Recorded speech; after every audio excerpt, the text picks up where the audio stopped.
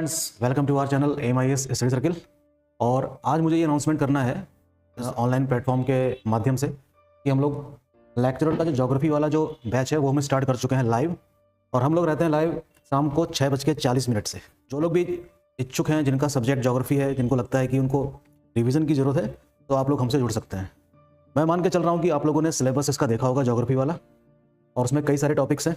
आपको पता ही है कि पेपर इस बार 2 होंगे ज्योग्राफी के, किसी भी सब्जेक्ट के। पेपर 1 में 150, पेपर 2 में 150 मार्क्स, नंबर ऑफ क्वेश्चंस।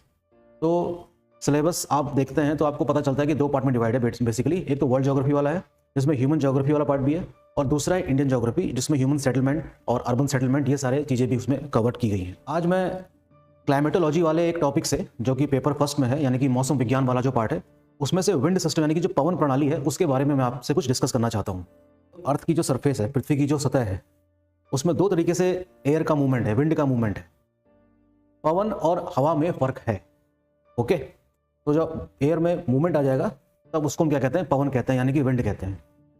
जब विंड ब्लो करती है parallel to the surface of the अर्थ, तो ऐसी पवनों को हम क्या कहते हैं? सतही पवन कहते हैं। तो इसको हम 2 पार्ट में डिवाइड कर लेते हैं। सतही पवन के भी कई सारे वैसे पार्ट हैं। ठीक, अगर पवन की बात करी जाए तो पवन यानी कि विंड्स 2 तरीके की हैं। एक तो है सरफेस विंड और एक है एटमॉस्फेरिक विंड। सरफेस विंड यानी कि सतही पवन, और एटमॉस्फेरिक विंड यानी कि वायुमंडलीय पवन है। सरफेस विंड आपने देखा कि किस तरीके से प्रेशर डिफरेंस के रिस्पॉन्स में सतह के ऊपर ब्लो करती है, from high pressure to low pressure. पवन हमेशा कहां से कहां ब्लो करती है? High to low pressure, right. तो surface wind, those wind which blow parallel to the surface of the earth, यानी कि वे पवनें जो पृथ्वी की सतह के समानांतर बहती हैं।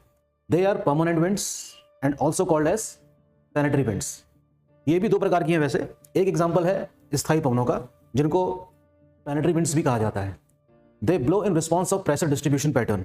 आपने एक फिगर देखा होगा जिसमें वायुदाब की पेटियां हैं ना, तो उनके रिस्पॉन्स में इन पवनों का संचारण होता है। उस फिगर को हम अभी इस लेक्चर में देखेंगे।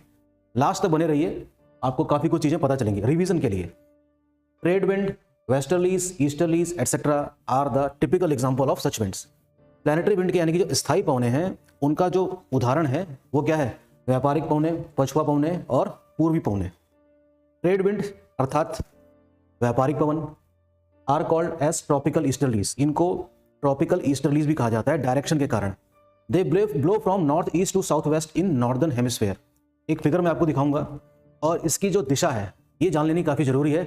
एग्जाम में क्वेश्चन यहाँ से भी आ जाता है कि निम्न कथनों पर विचार कीजिए, इसके संबंध में, व्यापारिक पवन के संबंध में। और हो सकता है ये आपको एक पैराग्राफ दे देगा, लेकिन हो सकता है वो ट्विस्ट कर दे, यहाँ पर साउथ वेस्ट कर दे और इधर नॉर्थ ईस्ट कर दे, अर्थात यहाँ दक्षिण पश्चिम कर दे और इस तरफ क्या कर देगा? उत्तर पूर्वी कर देगा। तो उस ट्विस्ट को समझने की कोशिश करेंगे। ठीक, तो उत्तरी गोलार्ध में इसका जो बहाव है वो कहाँ पर है? उत्तर पूर्व से दक्षिण पश्चिम में, और दक्षिण पूरब से उत्तर पश्चिम में दक्षिणी गोलार्ध में। दे ब्लो फ्रॉम सब tropical high to equatorial low pressure. अगर आपको एक फिगर क्लियर है, ये देखिए, मैं इस फिगर की बात कर रहा था। ये फिगर अगर आपको क्लियर है तो ये समझ लीजिए कि इसकी दिशाएं भी आपको पता रहेंगी। ये रहा व्यापारिक पवनों वाला सेक्शन। इसमें आप देख सकते हैं कि दक्षिण में कैसे आ रहा है ये। अगर आप इसको देखें इस तरीके से, तो ये तो हो गया आपका नॉर्थ यानी कि उत्तर, साउथ, ईस्ट और वेस्ट। तो इसको क्या कहेंगे? इसे कहेंगे हम नॉर्थ ईस्ट। इससे हम क्या कह देंगे? इसे हम कहेंगे साउथ वेस्ट। तो अगर मैं इसकी जो डायरेक्शन है ट्रेड विंड की यानी कि व्यापारिक पवन की, दक्षिण गोलार्ध में कैसी है? इस तरीके से है, यानी कि दक्षिण पूरब से उत्तर पश्चिम। ये रहा आपका नॉर्थ वेस्ट, ये दक्षिणी गोलार्ध में है। तो ये फिगर आपके डायरेक्शन और प्रेशर बेल्ट को दिखा रहा है। तो इस फिगर को आप जरूर याद रखिएगा। इसमें प्रेशर बेल्ट भी है, यानी कि वायुदाब की पेटियां भी हैं, और पवनों की दिशाएं भी दिखाई गई हैं। किन पवनों की दिशा दिखाई गई है? जो परमानेंट है, यानी कि जो प्लैनेटरी विंड्स है। बहुत इंपॉर्टेंट फिगर है ये, और ये आपको हमेशा याद रखना है। तो व्यापारिक पवनें आप देख सकते हैं कि किस तरीके से प्रेशर डिफरेंस के रिस्पॉन्स में दोनों ही गोलार्धों में अलग अलग दिशा से होते हुए आती हैं। इसी तरीके से देखेंगे मध्य अक्षांश में एक और पवन का सेट है जिसको हम कहते हैं वेस्टर्लीज, अर्थात पछुआ पवनें। ये भी दोनों गोलार्धों में ब्लो करती हैं। कहाँ से कहाँ? सब ट्रॉपिकल यानी कि उपोष्ण कटिबंधीय उच्च वायुदाब से उपध्रुवीय निम्न वायुदाब की ओर उत्तरी गोलार्ध में, और दक्षिणी गोलार्ध में भी कुछ इस तरीके से ही, लेकिन इसकी दिशा क्या है? उत्तरी गोलार्ध में अलग रहेगी और दक्षिणी गोलार्ध में अलग रहेगी। ये सारी चीजें आपको याद रखनी होंगी। They also blow in response of this. अच्छा, इसकी दिशा देख लेते हैं। उत्तरी गोलार्ध में ये ब्लो कर रही है दक्षिण पश्चिम से उत्तर पूरब की ओर, दक्षिण पश्चिम से उत्तर पूरब की ओर, जो फिगर मैंने अभी बनाया था, और दक्षिणी गोलार्ध में उत्तर पश्चिम से दक्षिण पूरब की ओर। ये देख लीजिए, इस फिगर को आपको याद रखना होगा हर हाल में, इससे कई सारे कॉन्सेप्ट भी क्लियर हो जाते हैं। ठीक है, दक्षिणी गोलार्ध में इन पवनों का विकास अधिक हुआ है।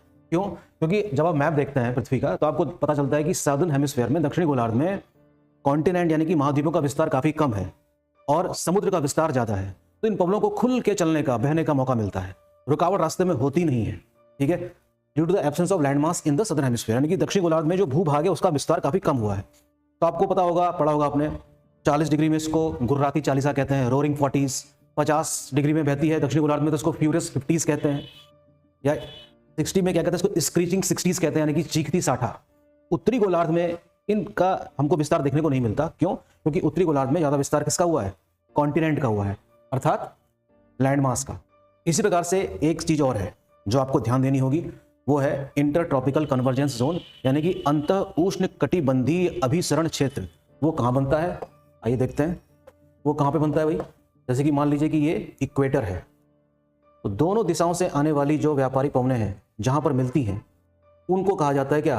Convergence zone. कन्वर्जेंस का मतलब होता है अभिसरण क्षेत्र। कन्वर्जेंस, हिंदी में इसको क्या कहेंगे? अभिसरण क्षेत्र। ठीक है, अभिसरण क्षेत्र। तो इसे कहा जाता है क्या? ITCZ।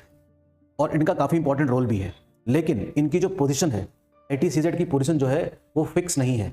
ये डिपेंड करता है कि सनरेज इस समय उत्तरी गोलार्ध में पड़ रही है या दक्षिणी गोलार्ध में। अगर सनरेज नॉर्दर्न हेमिस्फीयर यानी कि उत्तरी गोलार्ध में है तो जो ITCZ है इसकी पोजीशन खिसक कर यहां पहुंच जाएगी और यहां पर दो व्यापारिक पवनों का अभिसरण होगा। उस केस में जब सनरेज उत्तरी गोलार्ध में पड़ रही है तो। इसी तरीके से दूसरे केस में अगर सदर्न हेमिस्फीयर में सनरेज का विस्तार ज़्यादा है यानी कि इफेक्ट ज़्यादा है तो वो यहाँ पर मिलेंगी। तो इन क्षेत्रों को क्या कहा जाता है? ITCZ, अर्थात इंटर ट्रॉपिकल कन्वर्जेंस जोन। जहां पर दो पवनों का अभिसरण हो वो कहलाता है क्या? Convergence zone. डोल्ड्रम का नाम सुना होगा आपने, the reason of equatorial low pressure. देखिए, इक्वेटर में जो वायुदाब है वो काफ़ी कम है। एक तो काफ़ी गर्मी है वहाँ पर ज़्यादा, और दूसरी तरफ से जो अर्थ का जो रोटेशन है, जो उसके जो सेंट्रीफ्यूगल फोर्स है वो सबसे ज़्यादा है। तो वहाँ पर प्रेशर हाई हो ही नहीं सकता, काफ़ी क्या है? लो है। ये पवनें बहती हैं और इन शांत परिस्थिति वाले क्षेत्र को क्या कहा जाता है? डोल्ड्रम कहते हैं। ITCZ, doldrums and equatorial low are characterized by low pressure, variable winds and calm conditions. काफ़ी शांतिपूर्ण वाली स्थिति आपको देखने को मिलेगी यहाँ पर, वेरी काम कंडीशंस। जैसे one more set we have in both the hemisphere, जिनको कहा जाता है पोलर ईस्टर्लीज, यानी कि जो ध्रुवीय क्षेत्र में बहने वाली जो पूरब दिशा की पवनें हैं उनका विस्तार कहाँ पर होगा? उनका विस्तार होगा दो गोलार्धों के बीच में होना चाहिए। एक तो है सब पोलर लो, अर्थात उपध्रुवीय क्षेत्र और ध्रुवीय क्षेत्र के बीच में, दोनों ही गोलार्धों में, उपध्रुवीय और ध्रुवीय क्षेत्रों के बीच में one more set of wind is developed. और दोनों की जो दिशा होगी वो कैसी होगी? कैसी होगी? ठीक उसी तरीके से जैसे कि किसकी है? ट्रेड विंड्स की है, जो आपने अभी देखा था। ठीक है, तो देखिए उस फिगर को फिर से, जहां पर इन दोनों पवनों का विकास हुआ है। ये देखिए, ये है polar easterlies, high to low, high to low. ये ठीक वैसी है जैसे कि किसकी दिशा है? ट्रेड विंड्स की थी। मैंने शायद फिगर गलत बना दिया, आप समझ में आपको आ गया होगा कि मैं क्या कहना चाह रहा हूँ। तो इस तरीके से ये विंड ट्रैवल करती हैं अर्थ के सरफेस में, और इनका काफ़ी इंपॉर्टेंट रोल भी है। अर्थ के क्लाइमेटिक कंडीशन को कंट्रोल करती हैं, राइट। साल भर बहती हैं, इसीलिए इनको प्लैनेटरी विंड भी कहा गया है। सरफेस विंड के इनके अतिरिक्त और भी कई सारे उदाहरण हैं, जैसे कि दुनिया के अलग अलग स्थानों पर स्थानीय पवनें बहती हैं, लोकल विंड्स, जैसे कि चीनूक का नाम सुना होगा आपने, बोरा का नाम सुना होगा आपने, ब्रिक फील्डर का नाम सुना होगा आपने ऑस्ट्रेलिया की। ऐसे ही सी ब्रीज, लैंड ब्रीज, यानी कि समुद्री समीर, स्थलीय समीर, और वैली जो घाटी वाले क्षेत्र होते हैं वहाँ पर उठने वाली जो पवनें हैं पर्वतों के स्लोप के सहारे, उनको एनाबैटिक, और फिर उसी ढलान से नीचे आते वक्त उसको कैटाबैटिक विंड कहा जाता है। तो ये भी किसके उदाहरण है? सरफेस विंड्स के ही। इसी प्रकार सीजनल विंड है एक मौसमी पवन जिसका नाम है मॉनसून विंड, वो भी सरफेस विंड का ही अर्थात सतही पवन का ही उदाहरण है, राइट। तो इन सब से ये एक ऐसा टॉपिक है जहाँ से बहुत सारे क्वेश्चंस बन सकते हैं।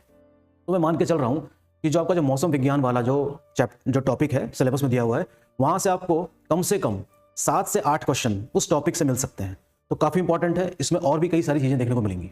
फिलहाल हम लोग इसी चीज़ को ध्यान में रखकर लाइव क्लास स्टार्ट कर चुके हैं, आप लोग चाहें तो जुड़ सकते हैं शाम को 6:40 पर, लेकिन आपको लाइव क्लास तभी दिखाई देंगी जब आप हमारा ऐप डाउनलोड करेंगे।